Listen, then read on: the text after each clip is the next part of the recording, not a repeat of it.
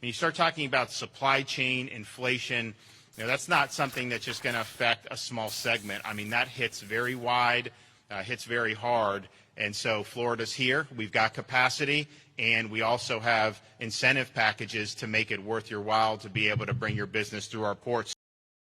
Florida Governor Ron DeSantis urging cargo ships to reroute to Florida as California ports face a record backlog as the holiday season approaches. Florida Congressman Greg Steube joins me now to discuss. Congressman, this is an interesting idea, rerouting ships to Florida. How much can that help? How quickly can that have an impact?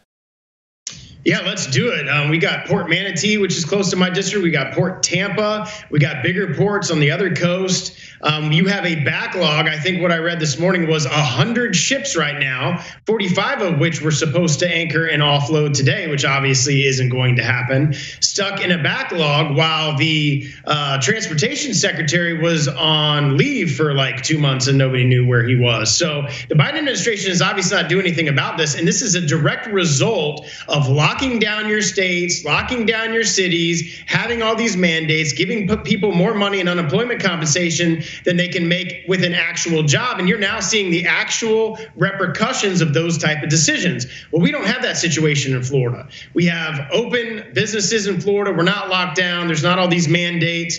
Businesses are operating. We have great transportation sectors in Florida. The unemployment compensation multiplier was done away with way back in May, thanks to Governor DeSantis. You have a very business-friendly environment that we could bring these ships into the multiple different ports that we have in Florida, offload them, and service the rest of the country. The Biden administration is aware, it seems, of this backlog. They've certainly been speaking about it in the last week or so.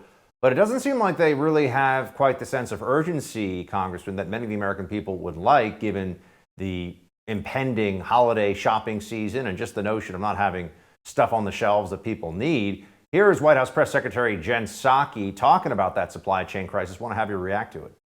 It was clear in March of 2020 when COVID hit that the supply chains across the world had been disrupted.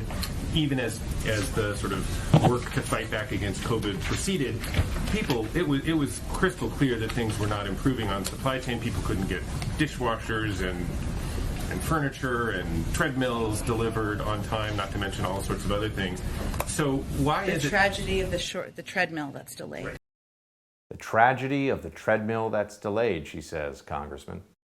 Yeah, that's, of course, the one thing that she wants to focus on that entire question of the fact that people don't have products in their grocery stores right now, as having a hard time getting normal products, everyday products, and it's going to get worse. Obviously, her smugness and her lack of care for the American people comes through in the way that she talks back to reporters and answers questions. People in Florida, leaders in Florida, Republican leaders in Florida care about everyday Americans, care about how much Americans are paying for products. And there were two things that struck me from what Biden had said in reaction to this supply chain issue and ships off the coast is, hey, we're going to go to a 24-hour port system, and I'm demanding that these companies like Walmart and others pay their employees more. Well, what that's going to do is exacerbate the inflation issues that we have right now in our country. So they're going to mandate to Walmart to pay their employees more. Well, Walmart's going to pass that on to their consumers. That doesn't mean that they're going to take less in their overall profits. They're going to pass that cost on to consumers, which is going to exacerbate the inflation, which is already at record numbers that we haven't seen in a decade in our country. So it's multiplying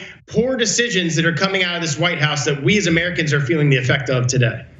I think because we're feeling so many of those effects, Congressman, there is a movement underway by some of the defenders of the Biden White House to just tell people to lower expectations. This was a Washington Post op-ed that got a lot of attention in the last 48 hours or so. Time for some new, more realistic expectations. American consumers, pampered and catered to for decades, are not accustomed to inconvenience. All I can do is hope for the best, like everybody else, and keep those expectations reasonable. Eventually, the supply chain will get straightened out. American consumers might have been spoiled, but generations of them have also dealt with shortages of some kind. Now it's our turn to make adjustments. Is that really what we're supposed to do now? Is just accept that we should have more frustration, higher inflation, less products, and supply chain snarls because this White House can't seem to shoot straight?